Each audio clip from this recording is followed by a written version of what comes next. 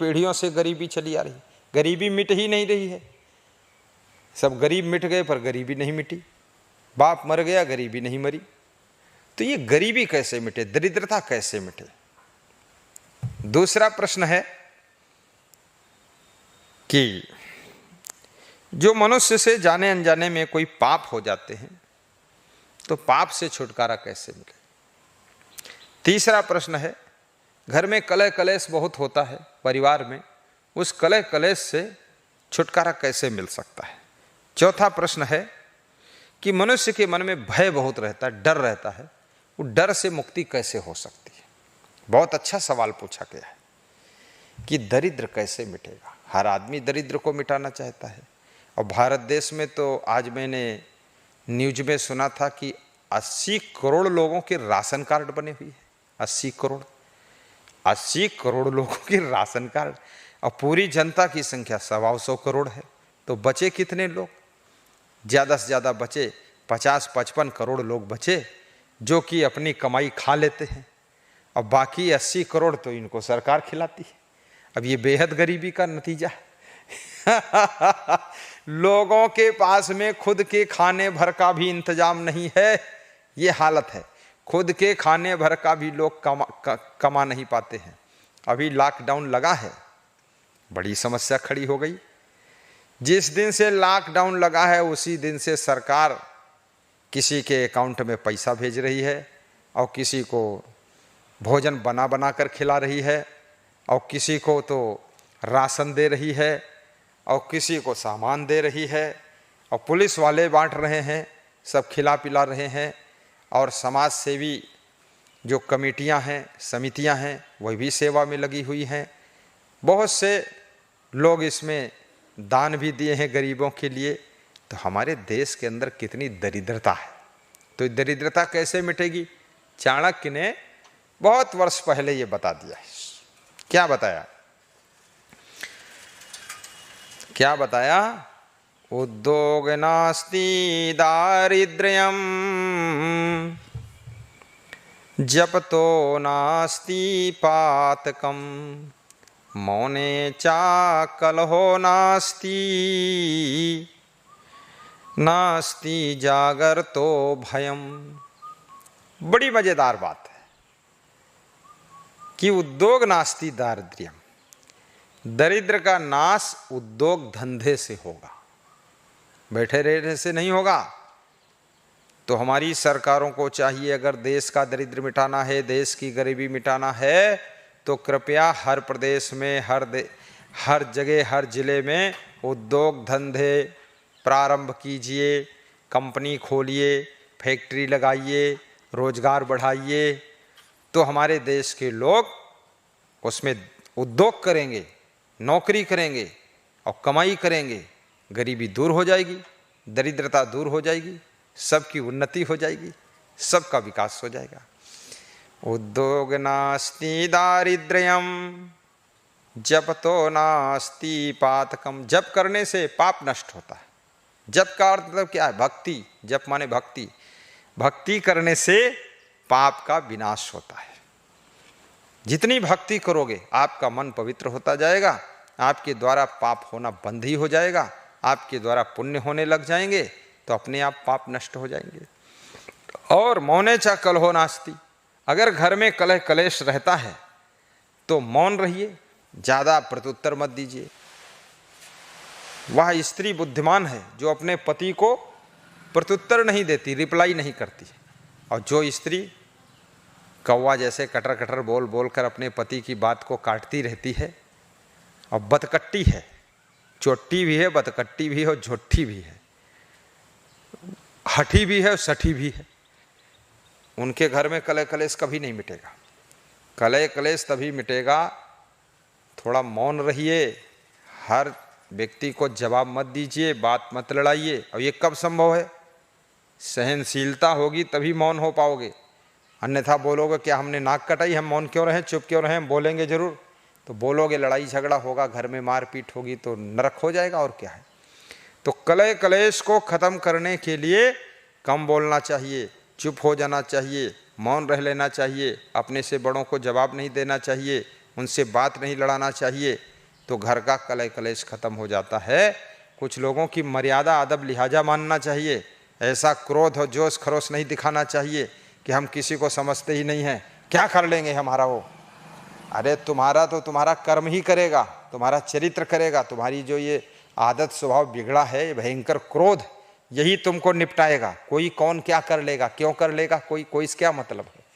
तुम्हारे अंदर ही ये सब बिगाड़ जो पैदा है, बुराई, इसी से तुम्हारा पतन होगा, नुकसान होगा, तुम जीरो पर जाओगे। इसलिए अहंकार में मत बोलो कौन क्या कर लेगा, क्यों नहीं कर लेगा। एक छोटा सांप भी क्या कर लेता है, काट लेता है, आदमी मर जाता है। एक छोटा सा एक्सीडेंट, एक आदमी दारू पी करके गाड़ी लड़ाता है, क्या कर लेता है, टांग टूट जाती, तुम्हारी मर जाते हो। एक चोर क्या कर लेता है, तुम्हारी गाड़ी चुरा ले जाता है, तुम्हारी भैंस चुरा ले जाता है, क्या कर लेगा, यही कर लेगा। 50 लाख की गाड़ी तुम्हारी चोरी में चली जाएगी, खीसे काटते घूमोगे। कौन नहीं क्या कर सकता है, ये तुम्हारा अभिमान बोलता है, कौन क्या कर सकता मेरा। अरे बिल्कुल कर सकता है तुम्हारा, सब कर ही रहे तुम्हारा। तेज पानी बरसता है, बाढ़ आती है, सब फसल डूब जाती है, तो इस बाढ़ ने तुम्हारा कर लिया कुछ कि नहीं कर लिया, नुकसान कर दिया। अकाल पड़ता है, पानी नहीं बरसता है, तुम्हारी फसलें सूख जाती, मिट्टी सूख जाती, कोई फसल नहीं होती, नुकसान कर दिया कि नहीं कर दिया। तो प्रकृति भी तुम्हारा हानि लाभ करती है, आदमी भी हानि लाभ कर सकता है, पशु पक्षी भी हानि लाभ कर सकते हैं। एक छोटा सा वायरस कोरोना, ये छोटा सा वायरस है, छोटा सा क्या कहो, सूक्ष्म से सूक्ष्म है, बैक्टीरिया से भी नन्हा है, आंखों से दिखता नहीं। और ये जब कुछ कर सकता है, पूरे विश्व को लॉकडाउन में डाल दिया है, लाखों लोग मर चुके हैं, 2-3 लाख लोग पूरे वर्ल्ड में, और 25, 30, 40 लाख लोग इसमें बीमार पड़ा हुआ है, संक्रमित है। तुम बताते हो कौन क्या कर लेगा।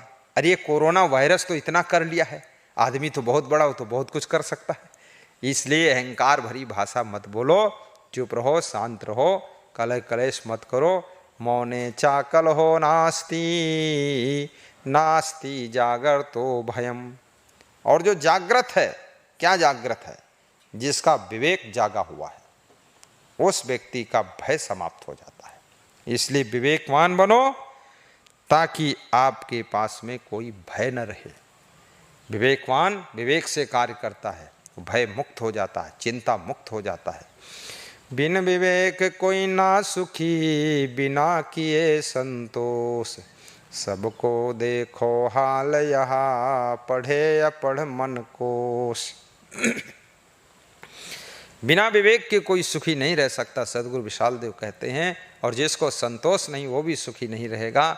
और जो व्यक्ति चाहे पढ़ा लिखा हो, चाहे अनपढ़ हो, स्त्री हो या पुरुष हो, लेकिन सबका हाल यही है, यदि विवेक नहीं है और संतोष नहीं है तो वो आदमी दुखी रहेगा। और जिसके पास संतोष और विवेक है, वो सही समय पर सही डिसीजन लेगा और सही कार्य करेगा। वो जहाँ खर्च करना चाहिए तो खर्च भी करेगा, जहाँ नहीं खर्च करना चाहिए वहाँ नहीं खर्च करेगा। उसका हर कदम विवेकपूर्ण होगा, इसलिए वो कभी दुखी नहीं रहेगा, हमेशा सम्मान और शांति से जिंदगी सुख से जिएगा और उसकी उन्नति भी होगी। चाणक्य से किसी भक्त ने प्रश्न पूछा है कि संसार में किसी भी क्षेत्र में अति होने से या अति करने से क्या क्या नुकसान होता है। तो चाणक्य कहते हैं, अतिरूपेण वै सीता, अति गर्वेण रावणा, अति दानाद बलिर्बद्धो ही अति सर्वत्र वर्जेत। अतिरूपेण वै सीता, अति गर्वेण रावणा, अति दानाद बलिर्बद्धो ही अति सर्वत्र वर्जेत। क्या तात्पर्य है? सीता अति सुंदर थी, इसलिए उनका हरण हुआ। रावण अति अभिमानी था, इसलिए उसका मरण हुआ। और राजा बलि अति दानी थे, इसलिए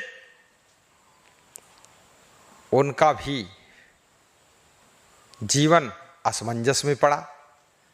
इसलिए अति सर्वत्र वर्जित। आप अच्छा काम भी करो, लेकिन अति मत करो। अति भोजन खाना, अति उपवास रहना, अति पैदल चलना, अति बैठे रहना, अति सोते रहना, अति गाते रहना, अति हल्ला मचाते रहना, अति खुराफात करना, जहां आपने अति पर गए बस क्षति शुरू हो गई, दुर्गति शुरू हो जाएगी। आप सीमित रहिए, कंट्रोल में रहिए। अति नमक दाल में डाल दोगे, दाल खराब हो जाएगी, स्वाद बिगड़ जाएगा। अति मिर्चा सब्जी में डाल दोगे, सब्जी खराब हो जाएगी, ज़्यादा कड़वी हो जाएगी। तो सब्जी जब ज़्यादा कड़वी हो जाएगी, कौन खाएगा? चावल में अति पानी डाल दोगे, चावल गीला हो जाएगा, खाने योग्य नहीं रह जाएगा। गाड़ी अति स्पीड से चलाओगे, एक्सीडेंट हो जाएगी, नहीं एक्सीडेंट होगी, पलट जाएगी, लोग चोट खा जाएंगे, मर जाएंगे। और बुरा काम तो अति नहीं, थोड़ा भी नहीं करना चाहिए, लेकिन अन्य कार्यों को सीमित ढंग से करना चाहिए, विवेक से करना चाहिए। इसलिए अति से हमेशा दुर्गति होती है, क्षति होती है। और अति कर दोगे, अति बोलोगे तुम्हें लोग बकवासी कहेंगे, अति चुप रहोगे तुम्हें बुद्धू कहेंगे, और अति सोओगे तुम्हें कुंभकर्ण कहेंगे, और अति अहंकार दिखाओगे तुमको लोग रावण कहेंगे। तो कृपया मध्यम जीवन जियो। महात्मा बुद्ध ने भी कहा है कि मध्यम जीवन जीना चाहिए, और मध्यम जीवन बड़ा सुखदायी जीवन होता है। अतिरूपेण वै सीता अतिगर्वेण रावणा अतिदानाद बलिर्बद्धो ही अति सर्वत्र वर्जेत। तो सभी जगह अति करने के लिए मना किया गया है। बहुत बहुत धन्यवाद।